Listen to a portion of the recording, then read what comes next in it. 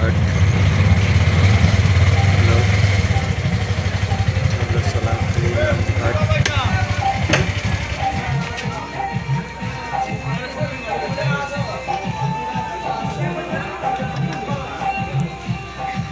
এখান থেকে এবার আমরা বোটে উঠবো।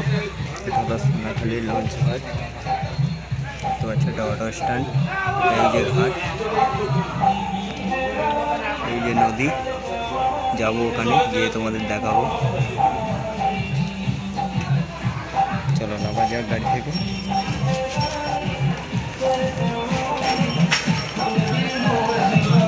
দেখতে পাচ্ছ সব গাড়ির বোটের সব খাবার এসেছে। এই একটা খাবার, এই